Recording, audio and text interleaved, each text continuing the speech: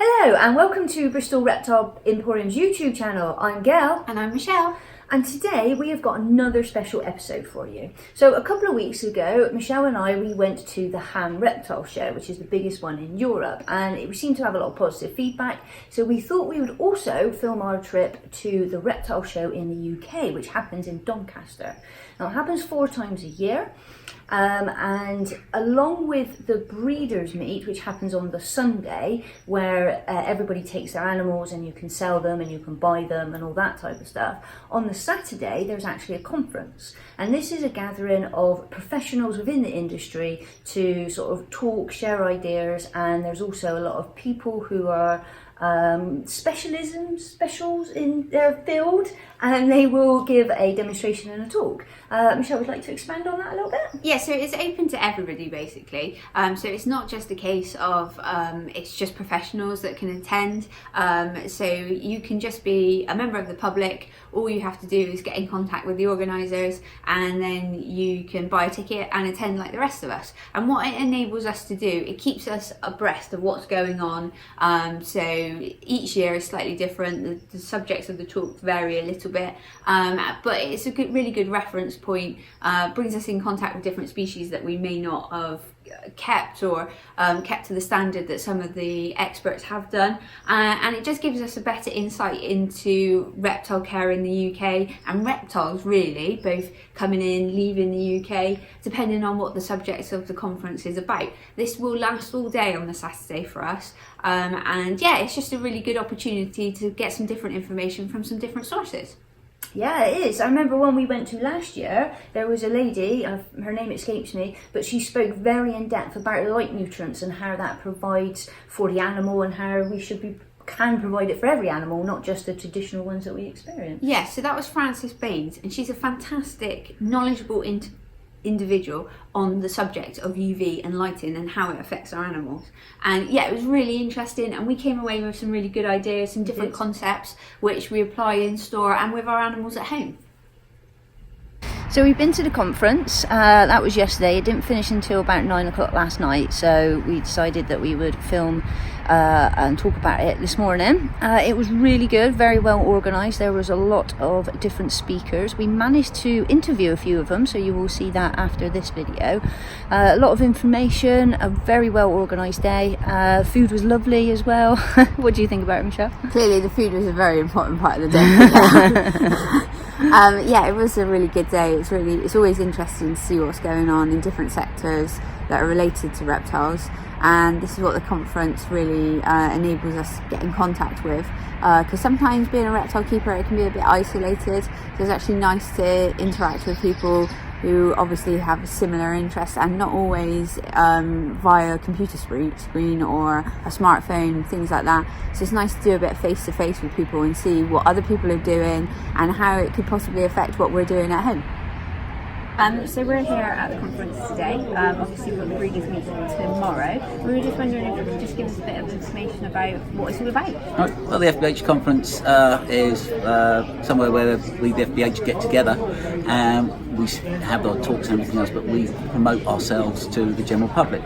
So the FBH is actually the umbrella body for all the clubs. So the IHS, Portsmouth Reptile and Amphibian Society, BHS, all the other clubs,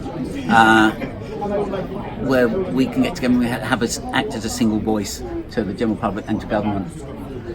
It helps reinforce and give weight to what we say, so anything we put out is generally agreed amongst a lot of long-term reptile keepers, amongst a lot of experts, so we've got various people within the different societies, so information we give out is generally reliable. Okay, and events like today are available to the general public and things like that? Yep, anyone can come to the FBH conferences, anyone can join one of the clubs as well. The clubs are up and down the country. They are on the FBH webpage, which is newly online and recently updated as well. Sorry, plug.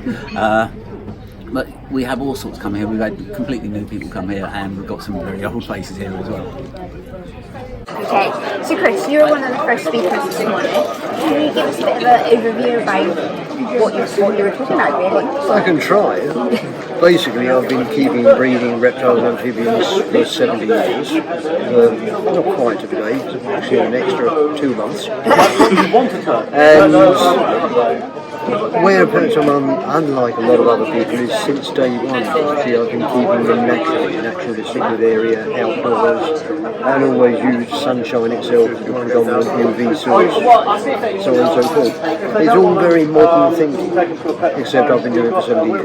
Yes, it's very modern, I have to admit. So some members of like the society and things like that are just starting to come, like take this into account and starting to follow these sorts of mindset, really.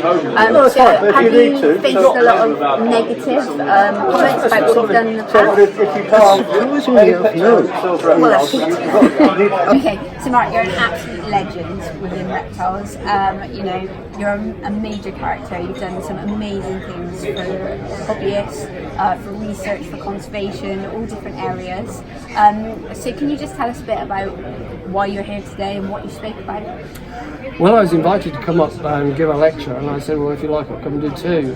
And I did one on my field work in Burma last year, which was snakebite research, catching highly venomous snakes, milking them, working with some of the Burmese guys in the labs that do milk snakes, teaching them some safer methodology and stuff like that, and trying to get venomous snakes in different parts of the country because of the potential for venom variation in populations across a range, which obviously has an implication where you're producing anti-venom to treat people, because you might not be hitting all the bases for the components in the venom. The other talk I did was taking me back to my childhood, to stamp collecting, but stamp collecting with different reptile and amphibian stamps, and trying to enthuse the audience that this might have been a hobby that you did when you were a child, but in actual fact there's an awful lot of really wonderful reptile and amphibian stamps out there, and they're really cheap to buy, and you build a nice collection, and telling some funny stories about it, making stamps humorous, and then a musical montage at the end. Well, you definitely did that in regards to the humour. I was enthralled by the whole thing. When you were asked to speak today, was it a yes straight away? Yes, it pretty much was. And I don't generally do many lectures in what I'd call the summer season in the UK, because I'm normally at the safari park every weekend that I'm actually in the country. I'm out of the country a great deal. But if I'm here between March and September, I like to be at the safari park to meet with the public and do the reptile encounters there. But I thought, yes, I'll come up. I will come up and do the FBH conference, because this is a group, of amalgamation of ecological societies and people in the reptile industry, and they're looking out for the hobby. Now, I personally don't keep reptiles anymore. I haven't done probably for 20 years. I don't need to. I kept them for decades. You know, I've been there, seen it. I've worn out several T-shirts.